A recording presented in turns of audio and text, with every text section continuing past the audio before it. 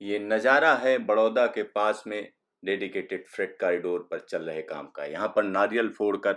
नई NTC machine से काम चालू किया गया है। एनटीसी मशीन यानी न्यू ट्रैक कंस्ट्रक्शन मशीन, ये ऑटोमेटिक तरीके से ट्रैक बिछाती हैं। ऐसी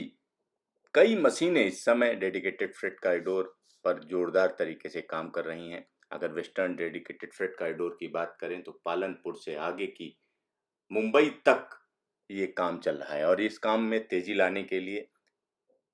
रेलवे बोर्ड से निर्देश हैं कि इसको जल्द से जल्द पूरा किया जाना है और इसको दिसंबर 2021 तक हर हालत में इस ट्रैक को पूरा किया जाना है। लिहाजा इस समय हम कह सकते हैं कि जगह जगह पर काम चालू है। यहाँ पर आप देख सकते हैं कि किस तरीके से न्यू ट्रैक लेइंग मशीन काम करती है। तो यहाँ पर नए ट्रैक कंस्ट्रक्शन को देखने के लिए नीति आयोग के वाइस चेयरमैन के साथ साथ रेलवे बोर्ड के चेयरमैन भी पहुंचे हुए हैं और ये कुछ दिन पहले का मैं दृश्य आपको दिखा रहा हूं। यानी अफसरों पर जोर है कि वो पूरी तरीके से काम में तेजी लाएं और कोरोना की वजह से जो काम में ढीलापन आया है उसको तेज करने के निर्देश सरकार की तरफ से दिए गए हैं। यहाँ पर इस तरीके की आधा दर्जन से ज़्यादा मशीनें देश के अलग अलग हिस्सों में काम कर रही हैं और अगर हम डेडिकेटेड फ्रेट कॉरिडोर की बात करें तो एक बड़ा हिस्सा बनकर तैयार हो गया है। लेकिन अगर हम बात करें गुजरात से लेकर महाराष्ट्र तक यानी मुंबई बंदरगाह तक, तो वहाँ के लिए काम में तेजी लाई जा रही है। जगह जगह नदियों पर पुल बनाने का काम चल रहा है और इस ट्रैक को बिछाने का काम चल रहा है। तो हर हालत में डेडिकेटेड फ्रेट कॉरिडोर को दिसंबर 2021 तक तैयार कर लिया जाना है और उसी का दबाव हम कह सकते हैं डेडिकेटेड फ्रेट कॉरिडोर के कर्मचारियों पर है। यहाँ पर आप समझ सकते हैं कि किस तरीके से ट्रैक बिछाया जा रहा है, उसको यहाँ दिखाया जा रहा है और ये ट्रैक कैसे बिछाया जाता है इसको अब आला अफसर भी देख रहे हैं। अब उनको अपने एसी कमरों में नहीं बैठना है, उनको आगे बढ़कर लीड करना है। यही दबाव है सरकार का कि जल्द से जल्द काम पूरा करना, हिला हवाली नहीं चलेगी। क्योंकि डेडिकेटेड फ्रेट कॉरिडोर की जब हम बात करते हैं तो इस पर सरकार की नज़र है, क्योंकि इस ट्रैक के पिछ जाने से निश्चित तौर पर हम कह सकते हैं बंदरगाहों से माल सीधा सीधा उत्तर भारत आ पाएगा या देश के अलग अलग हिस्सों में जा पाएगा, जिससे औद्योगिक विकास तेज़ी से होगा और जो एक तरीके से माल को ढुलाई का खर्चा है वो कम पड़ेगा। अगर अलग अलग फैक्ट्रियों में माल बनाया जाता है तो उसको एक्सपोर्ट करने में उसकी लागत कम पड़ेगी। इसी तरीके से अगर इंपोर्ट किया जाता है जो कच्चा माल, उसको फैक्ट्रियों तक पहुंचाने में उसकी लागत कम पड़ेगी। तो ये पूरी कोशिश की जा रही है कि इस प्रोजेक्ट को जल्द से जल्द पूरा किया जाए, क्योंकि जिस तरीके की स्थितियां चल रही हैं पूरी दुनिया में उसमें पूरा जोर है कि हर देश अपने देश में ही मैन्युफैक्चरिंग को तेज करे और ऐसा ही दबाव भारत पर भी है, क्योंकि भारत को अपनी खोई हुई प्रतिष्ठा और सम्मान भी वापस लाना है। साथ ही साथ देश में जॉब्स को भी बढ़ाना है, क्योंकि जिस तरीके से पिछले दिनों में बेरोजगारी बढ़ी है, कोरोना संक्रमण की वजह से तमाम लोगों को परेशानी बढ़ी है और तो उन सबको वापस लाने का दबाव सरकार पर है और उसमें जो एक सीधा हम कह सकते हैं कि बड़ा रोल अदा कर सकती है वो है डेडिकेटेड फ्रेट कॉरिडोर। जो डेडिकेटेड फ्रेट कॉरिडोर का मतलब है कि उत्तर और दक्षिण भारत सीधा सीधा जुड़ जाना और इससे एक बड़ा बदलाव आने की संभावना नज़र आ रही है और इसी संभावना के मद्देनज़र सरकार का पूरा दबाव है कि किसी भी तरीके से, चाहे वो ईस्टर्न डेडिकेटेड फ्रेट कॉरिडोर हो या western dedicated freight corridor,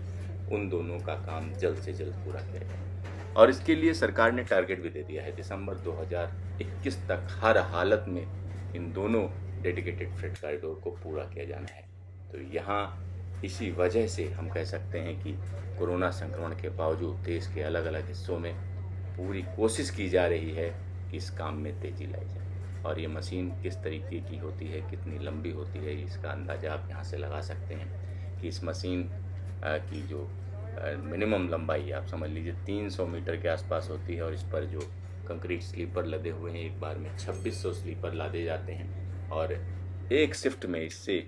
1.5 kilometre से ज़्यादा का ट्रैक बिछा दिया जाता है और इस ट्रैक की क्वालिटी बेहतरीन बताई जाती है, क्योंकि जिस तरीके से ये मशीन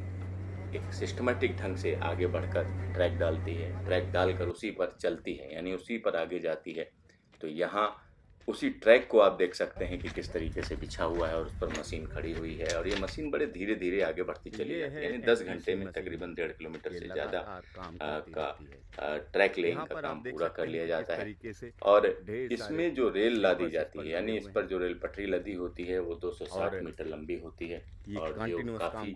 वजनदार होती है, क्योंकि इस ट्रैक पर यानी डेडिकेटेड फ्रेट कॉरिडोर पर जो पटरियां बिछाई जा रही हैं उनकी क्षमता ज़्यादा है। और अगर हम टेक्निकल टर्म में कहें तो कह सकते हैं 60 किलो की रेल का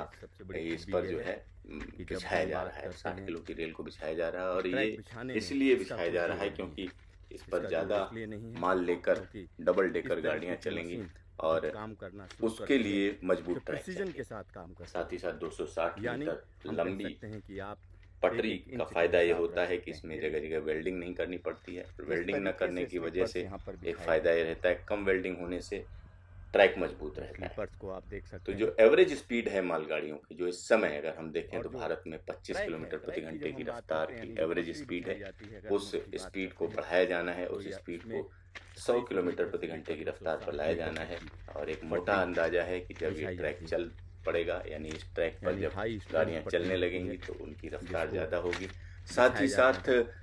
जो पैसेंजर गाड़ियों का प्लेस है, पैसेंजर गाड़ियों का जो स्थान है वो भी बढ़ेगा। तो जो ट्रंक रूट है खास तौर पर जहाँ पर ज़्यादा पैसेंजर गाड़ियाँ चलती हैं उनमें कहीं ना कहीं एक राहत महसूस होगी, तो ढेर सारी गाड़ियाँ चल पाएंगी। और शायद यही वजह है कि सरकार प्राइवेट ट्रेनों को चलाने की मिशन पर भी काम कर रही है, यानी जो जरूरत पड़ेगी उसको कहीं ना कहीं प्राइवेट कंपनियां पूरी करेंगी। और इसी वजह से रेलवे ने पूरी योजना बनाई है और उसी का हम कह सकते हैं कि ये परिणाम है कि इस ट्रैक को बिछाने में काफ़ी तेजी आई है कि इसको जल्द से जल्द कंप्लीट किया जाए। और उसके लिए ऐसी तरीके की बड़ी बड़ी मशीनें लगी हुई हैं और जो दिन रात काम करती हैं, यानी कोरोना काल में भी काम जारी है।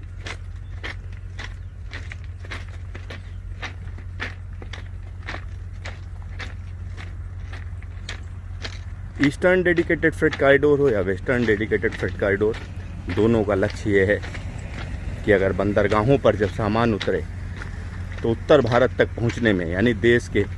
मेन हिस्से में पहुंचने में उसे वक्त न लगे। और इसमें जो सबसे बड़ा फ़ायदा होता है वो हम कह सकते हैं कि माल भाड़े का काफ़ी बड़ा फ़ायदा होगा, यानी चीज़ें महंगी नहीं होंगी। दूसरी सबसे बड़ी बात है कि जब हम बात करते हैं पर्यावरण की, तो डेडिकेटेड फ्रेट कॉरिडोर जब बिछ जाएगा तो निश्चित तौर पर जो डीजल से चलने वाले तमाम ट्रक हैं,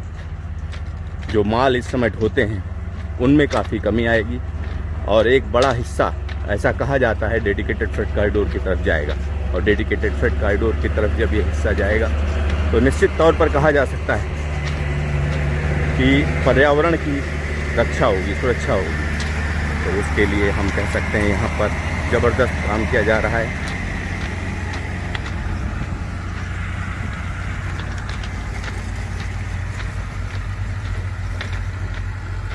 और ये जो काम चल रहा है ये हम कह सकते हैं दनकौर के पास हो रहा है, बैर स्टेशन के पास में ये काम चल रहा है।